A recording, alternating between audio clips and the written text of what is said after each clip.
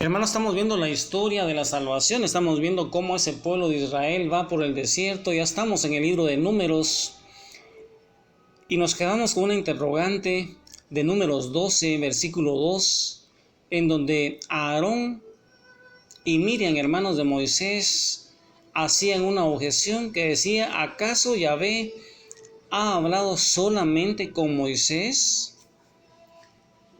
Son celos, hasta envidia de quienes son los escogidos para recibir los mensajes de Dios.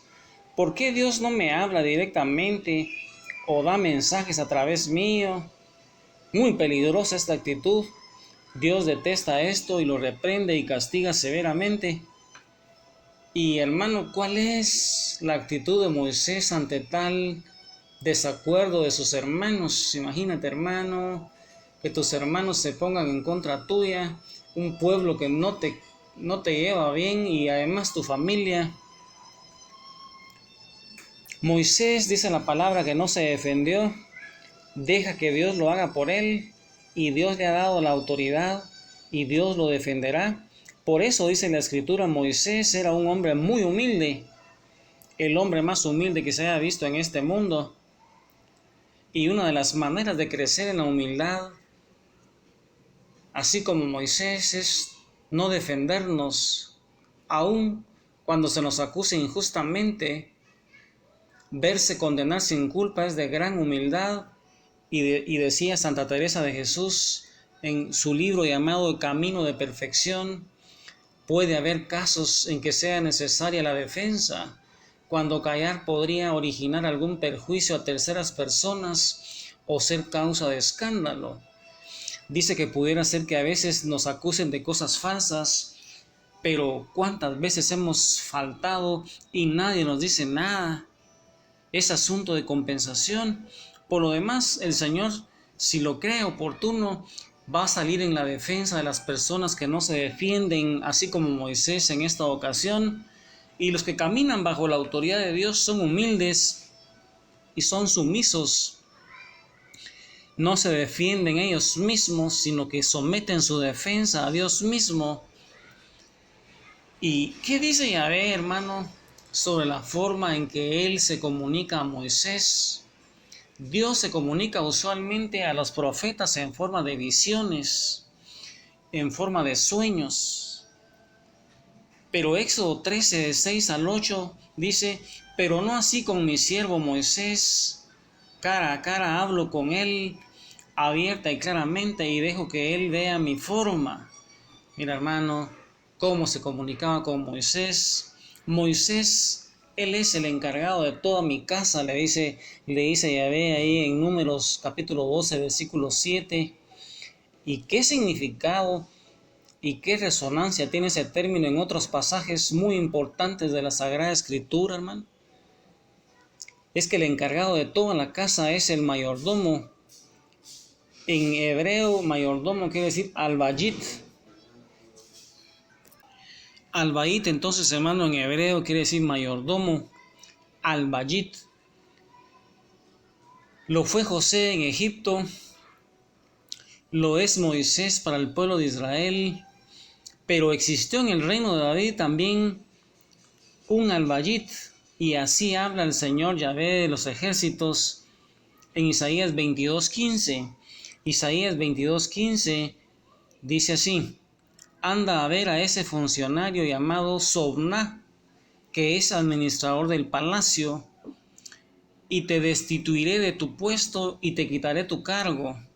Aquel día llamaré a mi servidor, a Eliakim, hijo de Hilcías, le pasaré tu traje, pondré en sus manos la llave de la casa de David. Cuando él abra, nadie podrá cerrar, y cuando cierre, nadie podrá abrir. Palabra de Dios. Mira, hermano, Isaías capítulo 22, del 15 al 22.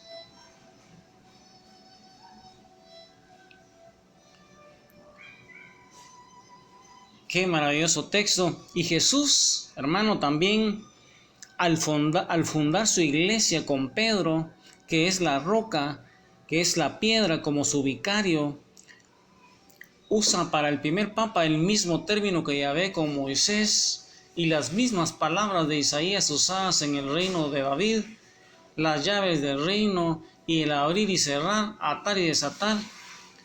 Yahvé, que había convocado a los 3 hermanos a la entrada de la tienda del encuentro, se enojó con Aarón y con Miriam, ya que Moisés era el mayordomo, el encargado de la casa, así como Jesús le va a hablar a Pedro allá en San Mateo 16:16, dándole el poder de atar y desatar, de prohibir y permitir.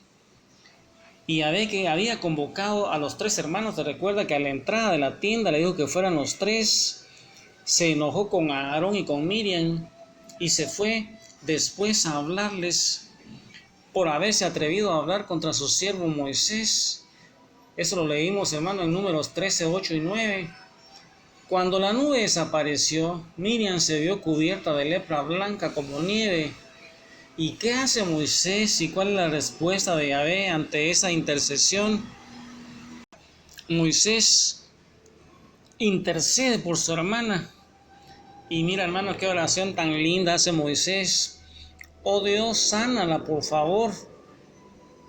Y Dios se lo concede, pero le hace estar 7 días fuera del campamento, cumpliendo así parte de la norma levítica para los leprosos, según está en Levítico 13, 4 y 23. Mira, hermano, cuál era la norma para los leprosos, cómo podían ellos reintegrarse cuando estaban curados. Pero si hay en la piel una mancha blanca que no parezca hundida en la piel, y si el pelo no se ha vuelto blanco, el sacerdote recluirá durante 7 días al afectado.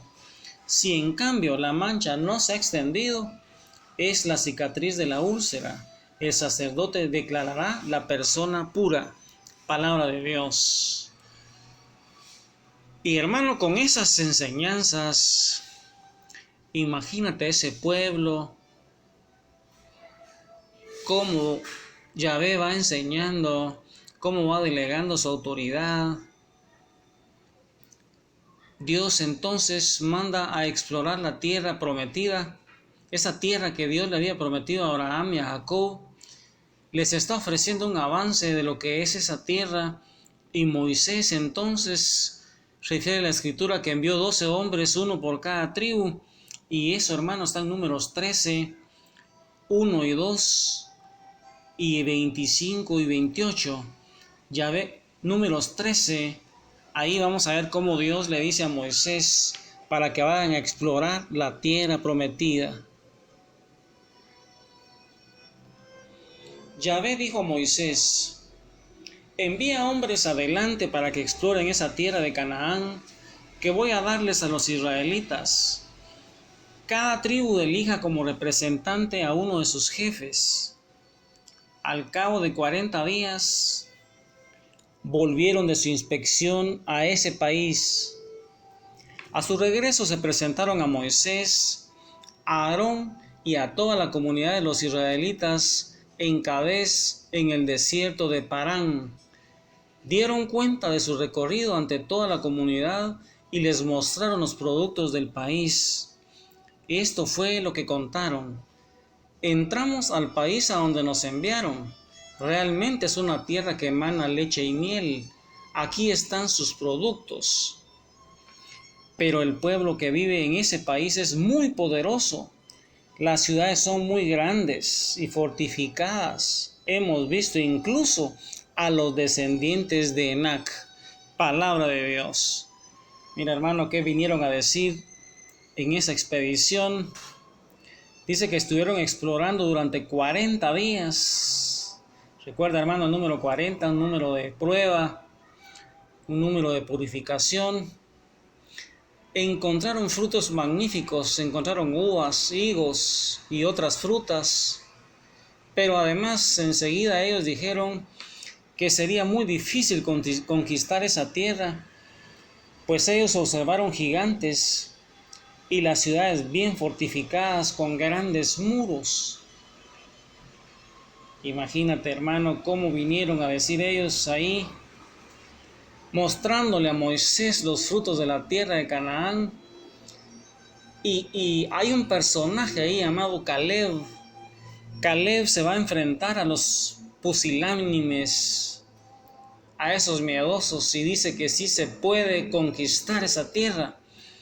Pero esas personas de las otras tribus insistieron en el pesimismo y la falta de confianza en Dios, pues están contando con sus propias fuerzas y no con el auxilio de Dios.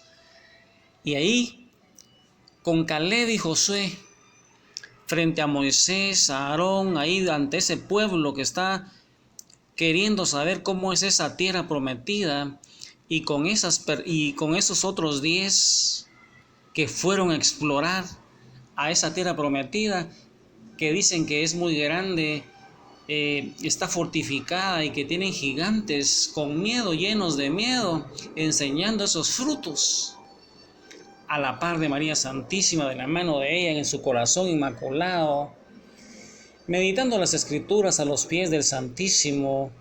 Sigamos meditando qué es lo que nos quiere decir y a quiénes nos parecemos más, si a Josué y Caleb, que cuentan con la ayuda de Dios, o con ese pueblo miedoso. Que el Señor te bendiga, hermano, a reflexionar a quién te pareces más en los momentos de prueba.